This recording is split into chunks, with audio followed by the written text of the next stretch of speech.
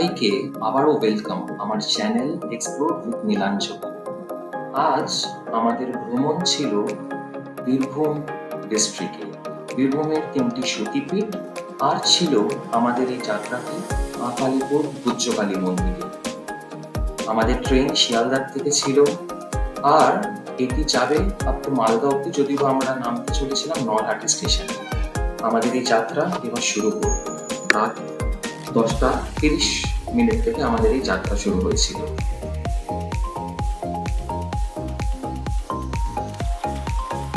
আমরা এখন নীলাঞ্জন প্রভুর সাথে, মহাপ্রভু শ্রী নীলাঞ্জনের সাথে আমরা সাক্ষাৎ অয়নস্য প্রভু থাকতে আর নীলাঞ্জন প্রভুর কোনো মূল্য আছে?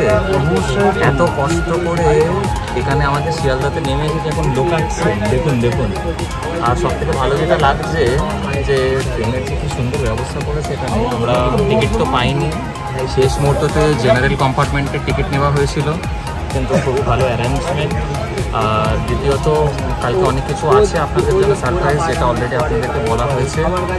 আর এখন আমরা খাচ্ছি বেঙ্গলের খুব জনপ্রিয় ঝালমুড়ি, আর অয়নদা নিজের থেকে স্পেশালি এনেছে কিছু স্যান্ডউইচ, পেস্ট্রিজ, আর আরও অনেক কিছু আছে। অয়নদা কিছু বলে দিন, উনি খুব খাওয়াতে কনসেন্ট্রেট করছেন, একটু কিছু বলে দিন।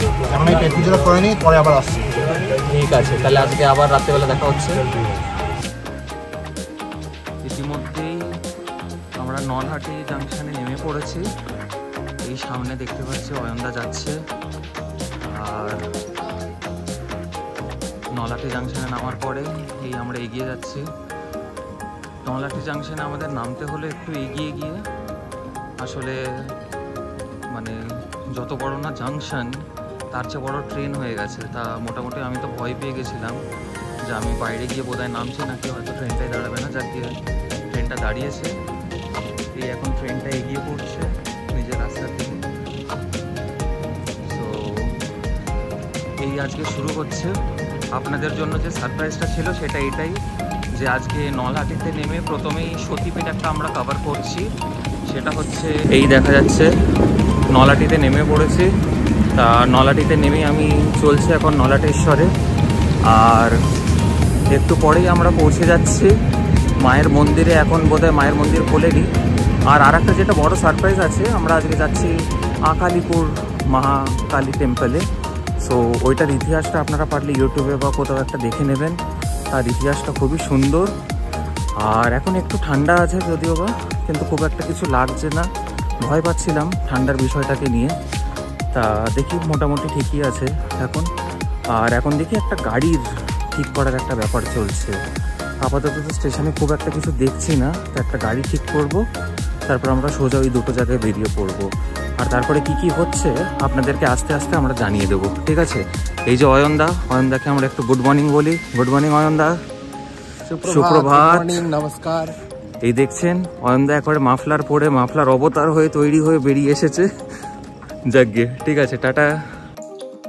নলহাটি স্টেশনটি খুবই সুন্দর। নলহাটি স্টেশনে এক্স্যাক্টলি আমরা প্রায় 1 থেকে 1.5 ঘন্টার মতো ওয়েট করেছিলাম ওয়েটিং রুমে। তারপরেই আমরা সোজা এখান থেকে একটি টোটো ভাড়া করি। টোটোতে আমাদের ভাড়া লেগেছিল 500 টাকা। তার মধ্যে ছিল আমাদের আকালিপুর গুজ্জকালী মন্দির, আর ছিল আমাদের নলহাটেশ্বরী মন্দির। আর ওই ভ্রমণ পথে এখন আমরা এগোবো। চলো এগিয়ে পড়ি আমরা।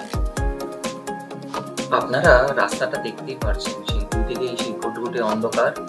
যার গিয়ে রাস্তাটা বেশ অনেকটাই দূর ছিল, 1 ঘন্টা কাছাকাছি। আমি যেটা কিছুক্ষণ আগেই বলছিলাম যে ঠান্ডা খুব একটা স্টেশনে আমি বোধ করিনি, কিন্তু যেরকমই আমরা টোটোতে উঠলাম সে একটা অত্যন্ত ঠান্ডা। আমার কাছে কোনো টুপি বা মাফলার ছিল না, ঠিক খুবই এক্সেস আমার ঠান্ডা লাগছিল। যাকে আমার কাছে একটা টাওয়াল ছিল, আসার সময় মা দিয়ে দিয়েছিলেন। ওই টাওয়ালটাকে কোনোভাবে মুখে নিয়ে, মুখটাকে কোনোভাবে ঢেকে আমি ওই টোটোর উপরে বসেছিলাম। আর মাঝপথেই অয়নদার সুবাদে একটা ছোট টি ব্রেক হলো। তা চা খাওয়ার পরে একটু ভালো লাগলো। আর তার কিছুক্ষণ পরে আমরা পৌঁছে গেছিলাম আকালিপুর গুজ্জকালী মন্দিরে।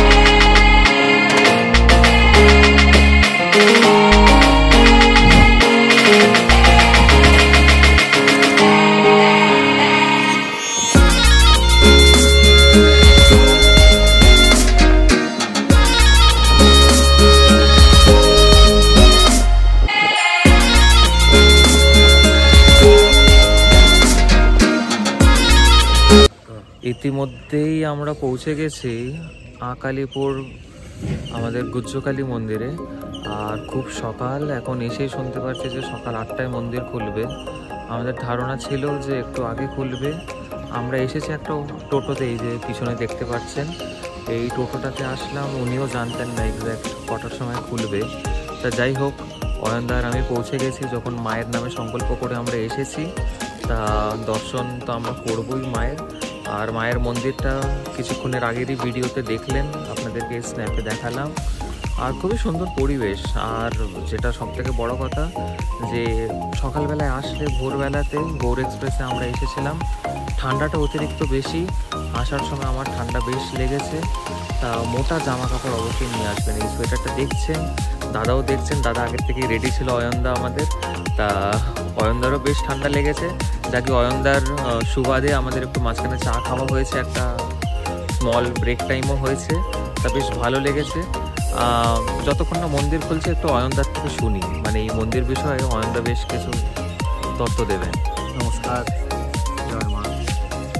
সেরকম বিষয় কিছু জানি না, কিন্তু যতটুকু শুনেছি এই মন্দিরের সাথে মহারাজ নন্দকুমার, যিনি বলা হয় বাংলার প্রথম শহীদ, তিনি রবার্ট ক্লাইভের আমলে ওনার কোনো ভুল বোঝাবুঝির কারণে ইংরেজ আমলের হাত দ্বারা ওনার ফাঁসি হয়। তো ওনার সাথে জড়িত এই দেবী মন্দির, এবং এই পীঠ ভীষণই একটি সিদ্ধপীঠ, এবং সাধক বাবা খ্যাপা, বিখ্যাত তন্ত্র সাধক বাবা খ্যাপা, এখানে যিনি দেবী আছেন, সেই দেবীকে ব্যাধের বেটি বলে আখ্যায়িত করছেন। বা অয়নদার থেকে বেশ অনেক কিছু জানা গেল।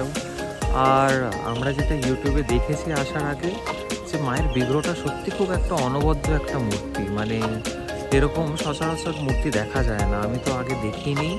খুবই একটা অপূর্ব একটা মূর্তি।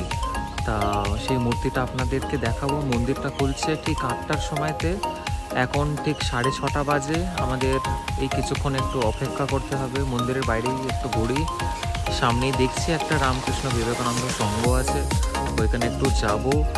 আর সারদা সেবাশ্রম আছে, তা ওইখানে যাব, একটু সময় স্পেন্ড করে এই আশেপাশেই থাকি। এরপরে আমরা চলে যাব আমাদের মানে মাকে দর্শন করতে, নলাটেশ্বরী মাকে। তারপর আমাদের প্ল্যানিং আছে সাঁইথিয়াতে যাওয়ার।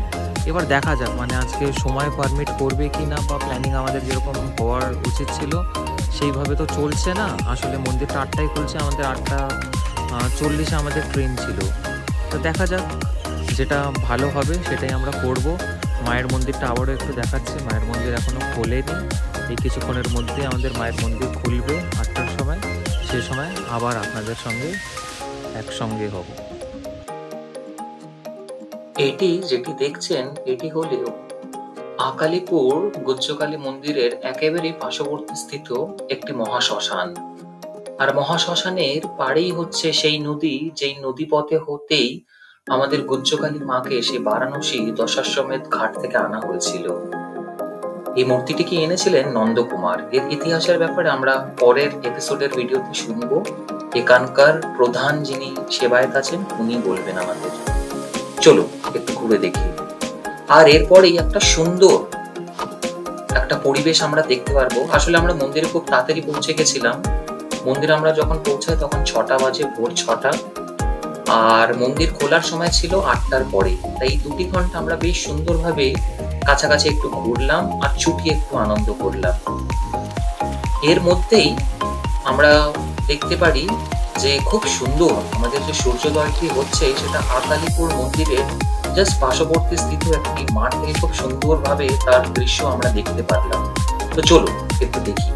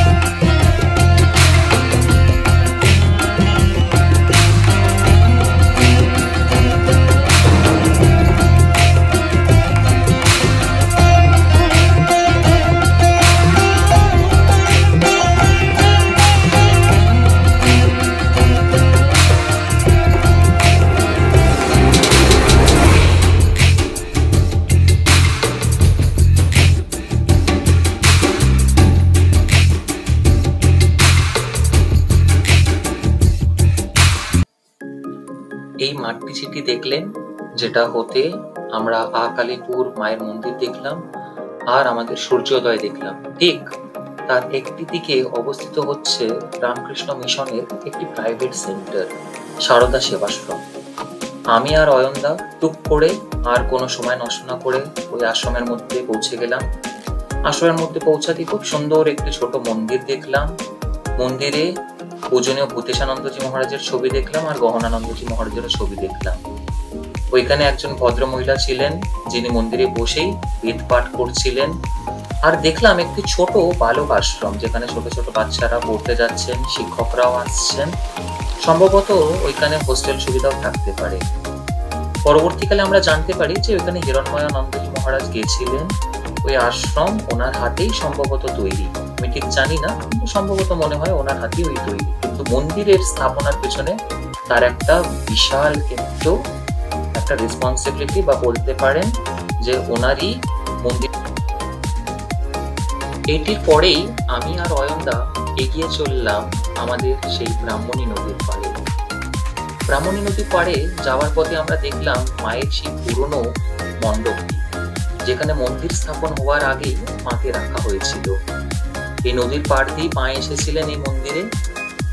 আর এই যাত্রার পথে, অর্থাৎ আমি আর অয়নদা যখন ব্রাহ্মণী নদীর পাড়ে যাচ্ছি, তখন আমাদের সঙ্গে চললো কাল ভৈরবের বাহন। সে গিয়ে আমাদের ওইখানে বেশ সুন্দরভাবে ব্রাহ্মণী নদী দেখালেন আর তার আদলে নিলেন আমাদের থেকে অনেকগুলো প্রেম, ভালোবাসা আর অয়নদার থেকে বেশ কিছু বিস্কিট।